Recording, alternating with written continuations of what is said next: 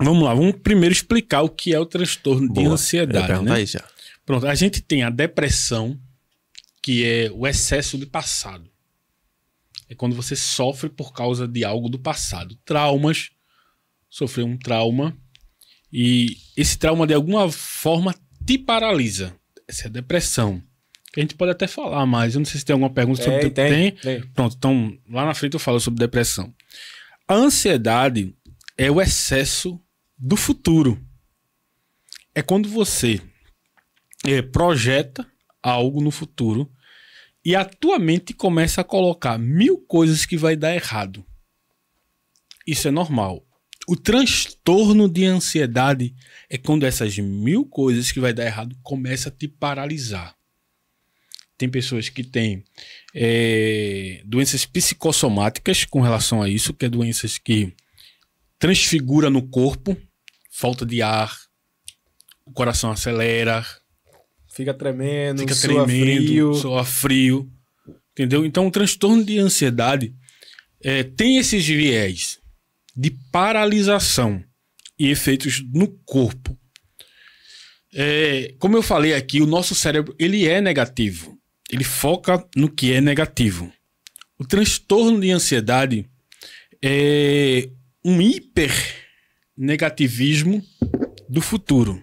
Hipernegativismo do futuro. A cura da ansiedade, ela não existe. Essa é a grande questão, cara. Ela não existe.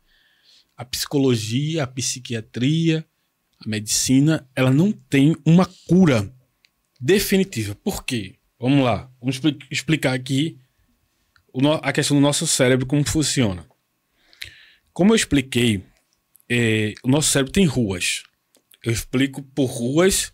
O Dr. Augusto Cury, ele explica por janelas.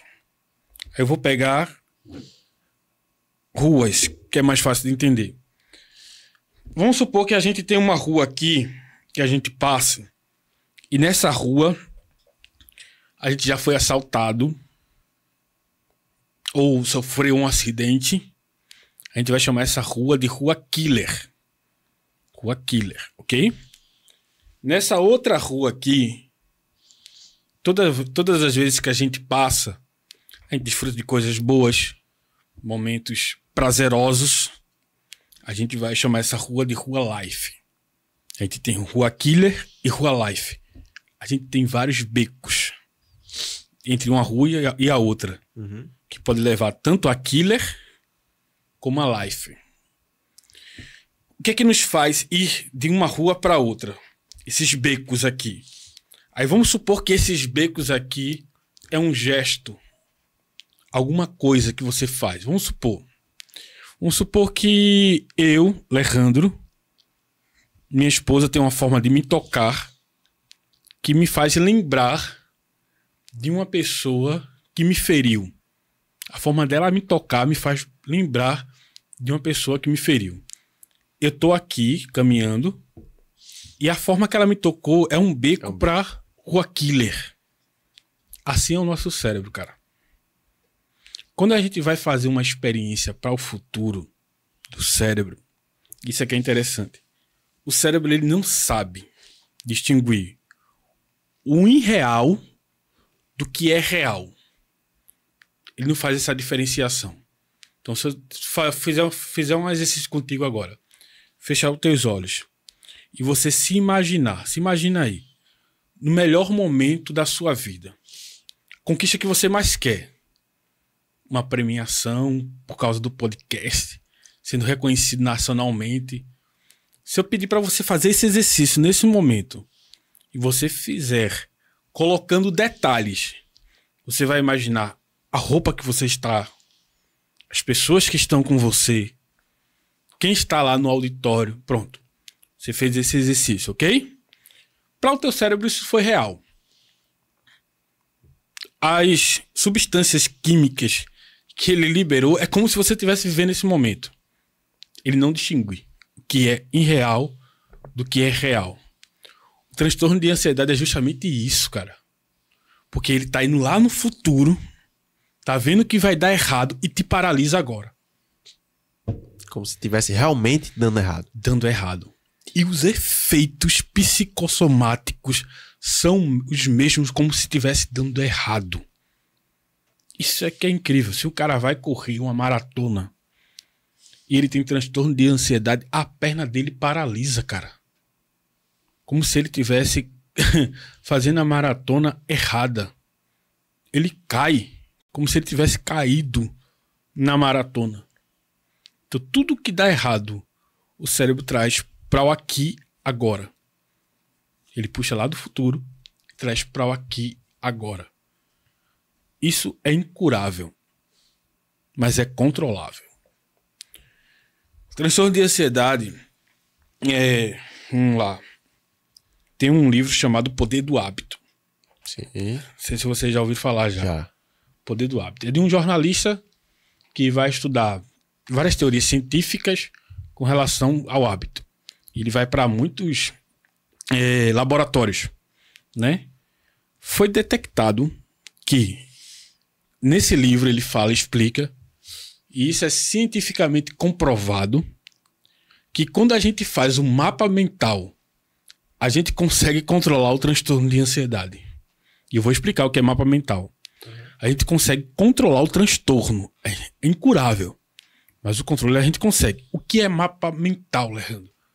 Vamos supor que você tem medo de fazer a prova do Detran. É um dos medos mais comuns em Pernambuco. Eu vou falar agora. Fala. Eu reprovei uma vez. Cara, é a segunda vez eu tava com muita raiva, era muita ansiedade. Eu só conseguia pensar naquilo, eu não conseguia pensar mais nada. Era horrível pra mim. Quando eu fui lá, a sinergia de lá é horrível. Cara, eu fiquei muito mal. Assim. O ambiente é feito pra você reprovar. Sabe por quê? Você tá numa sala de frente. Eita, eu não sei se você. Não, pode falar. Você tá numa sala de frente com o pessoal que é reprovado na pista. Eu vejo só eles passando, voltando, Não é? assim, eles chorando. E já é configurado ali pra você ficar nervoso. Você já fica de frente com o pessoal que reprovou. A pessoa passa ali já desesperada e pronto. Somente já lhe diz, você é o próximo. Se prepare. E, cara, é assim, até... Eu sou uma pessoa que a galera me conhece, eu não sou um cara de ficar... Normalmente eu não fico muito nervoso, ansioso. Mas quem me viu. Assim, só eu sei o que eu sou o cara que tenta disfarçar. Mas eu tava muito mal, cara. Eu tava me sentindo muito mal. Eu não sabia... Até às vezes na minha cabeça tá dizendo que até desculpa eu queria botar pra não ir, velho. Pra não ir. Eu não queria, você não queria aquilo. Eu queria que passasse, ao mesmo tempo não. E até depois que a pessoa é aprovada, graças a Deus, fui aprovado, eu fico, meu Deus, que besteira era aquilo. Depois que eu vivi, né, foi mais fácil. Mas, cara, eu sofri muito mesmo. Eu imagino. É um absurdo. Então esse é um dos maiores, assim, exemplos que a gente pode usar, né? Porque eu acho que muito pernambucano sofre isso também. Você criar o mapa mental é o quê? É você projetar o que vai dar errado e já criar um gatilho de como solucionar aquilo. Tipo, vamos supor que na rampa você pode tancar. E foi na rampa Eu reprovei. Ele tá vindo aqui. Revelação, meu. É revelação. É um momento de... Eu tô reconstruindo o homem aqui, dos traumas dele. Não. Ele estancou o carro na rampa. Eita, meu pai. Ninguém falou. O pai revelou. Ele podia ter falado na baliza, na garagem, mas não. Logo na rampa, meu. Vamos supor que você vai estancar o carro na rampa. Meu Deus do céu. É você criar meios pra isso não acontecer. Isso na tua mente. É aquilo que eu falei. O cérebro, ele não consegue distinguir o que é real do que é imaginário. Então, se tu estás fazendo esse exercício com a tua mente, tu tá bloqueando, cara. Tu tá bloqueando aqueles becos que vai te levar pra Rua Killer. Alejandro, isso sempre vai funcionar? Não. Mas em 80% dos casos que foram estudados, deu certo. Quando tu fala assim, nesse mapa é tipo o quê? Tipo parar e pensar como eu deveria fazer. Como eu soluciono esse problema aqui? Isso eu fiz muitas vezes. Tá vendo? Você faz às vezes de forma até inconsciente. Sem ter o estudo em si, você faz, porque é instinto, né? Mas quando você faz de forma consciente isso aí, cara, você tem bem mais resultados. Então, teve uma coisa curiosa que aconteceu, porque quando eu aprovei lá, eu depois não conseguia lembrar direito. Assim, eu lembrei que eu tinha aprovado na rampa, Mas eu não conseguia lembrar se eu tinha tirado o pé de meia. Eu não sei. Por quê, né? Eu não sei porquê. Eu ficava tentando recriar. Eu puxava realmente da minha mente, desde a hora que eu saía dali da garagem. Falava, não, vou recriar aqui na minha mente e vou fazer.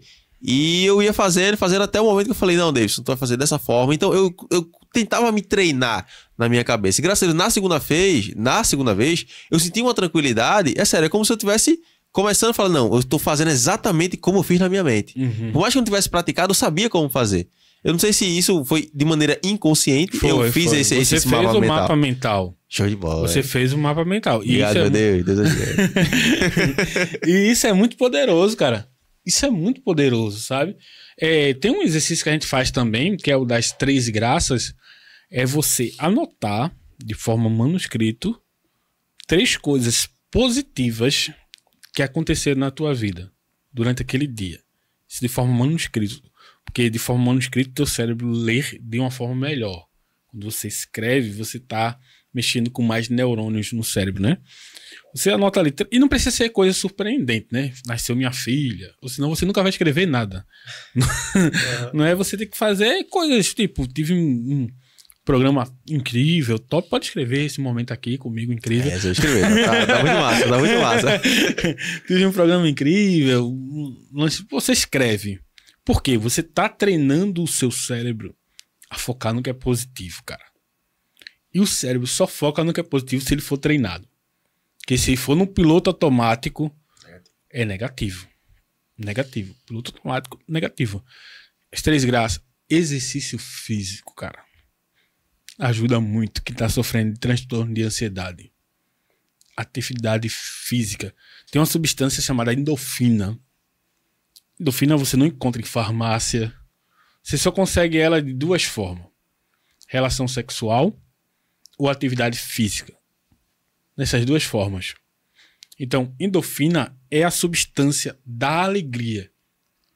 Você chega para uma pessoa que está depressiva, ela tem a baixa de endorfina no corpo. O corpo dela já não consegue liberar endorfina mais como antes. Substâncias que são liberadas pelo cérebro. Tá certo, pessoal? Então, e não consegue mais liberar como antes. Então, os estímulos de endorfina é através de atividade física e relação sexual. Interessante. Até uma coisa que eu acho que eu ouvi também quando eu tava alimentando minha dopamina no Instagram. O meu Instagram é bom. E lá eu tinha ouvido falar sobre isso, Leandro, e a pessoa que falava disse assim, olha, é muito bom a questão da academia, do exercício físico, é o seguinte, porque muitas vezes a pessoa que tem o transtorno de ansiedade, ela fica sempre pensando no futuro, né? No futuro. Mas quando você tá botando 200 quilos na leg, você tá pensando em agora, eu tenho que fazer isso aqui agora, eu tenho que fazer isso aqui agora. Então é esse exercício do fazer o agora que melhora essa questão? Isso. É você se ver no agora. Que massa. Eu acho assim, a gente não consegue ver o presente, né? A gente não consegue ver o presente. A gente sempre tá vendo o futuro. Até uma imagem que a gente reflete no espelho é o futuro. Você não tá me vendo agora como eu sou. Eita, ele bugou minha cabeça aqui. E o pior que ele falou, eu falei, você tá me vendo como se fosse segundos antes. Porque o teu poder de captação aí é de segundos, né? É igual no geral, na relatividade geral, é igual a luz que um astro... o tempo da luz de um astro até a Terra. Às vezes dura anos-luzes. Tem astros aí que tem 60 mil anos que a luz dele demorou para chegar aqui. Então a gente está olhando para algo que talvez nem exista mais. As 3 Marias. Tem a constelação de Órion? Sim. As 3 Marias. A do meio já não existe mais. A gente só está vendo a luz dela, o caminho da luz dela até aqui. Mas ela já não existe mais. Caramba. Então a gente sempre está vendo o futuro.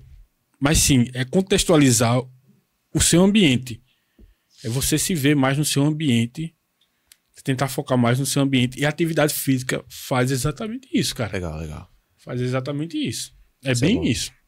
Então não tem cura, mas tem tratamento. E, gente, faça terapia. Faça terapia. Uma das ferramentas mais poderosas da terapia com relação ao transtorno da ansiedade, o autoconhecimento, cara. Você vai pra terapia, você vai falar. Tem gente que se estressa por causa disso. Eu só faço falar, o psicólogo só faz me escutar. Mas ele precisa te ouvir para saber quais são as tuas necessidades. Então, ele vai querer que você fale. Você vai falar, vai falar. E é interessante, cara, que às vezes o psicólogo, o psiquiatra, ele não fala uma palavra, mas o cara sai de lá com um autoconhecimento poderoso. Por quê? Porque se ouviu. As pessoas têm dificuldade de se ouvir hoje, cara. De se ouvir. E lá na terapia, ela vai se ouvir. Então, ela vai fazer conexões, cara. Quando a gente se escuta, a gente faz conexões. De coisa da nossa infância, que tá influenciando aqui agora, que tá influenciando o tratamento com meu filho, que tá influenciando o tratamento com minha mãe, coisas que eu recebi lá atrás, que eu tô replicando aqui. Cara, eu vi um cara que era rude com o filho. Rude. E ele queria mudar isso, mas ele não conseguia. E ele teve assim, ó, um insight na terapia. De um momento que ele lembrou de como o pai dele era com ele. E ele estava replicando isso com o filho. E as pessoas falavam isso para ele e ele não aceitava. Mas se ouvindo e fazendo as conexões de momentos que ele tratava o filho de forma ruim, rude, ele começou a lembrar de como o pai dele tratava e ele viu que ele estava replicando a mesma coisa, cara. Esse cara desmoronou, chorou. Autoconhecimento, cara. Isso ajuda muito no transtorno da ansiedade. Você precisa se conhecer. Sun Tzu, o escritor da Arte da Guerra, ele disse que nenhuma batalha é vencida se primeiro você não conhecer a si mesmo. Conhece-te a ti mesmo e vencerás o teu inimigo.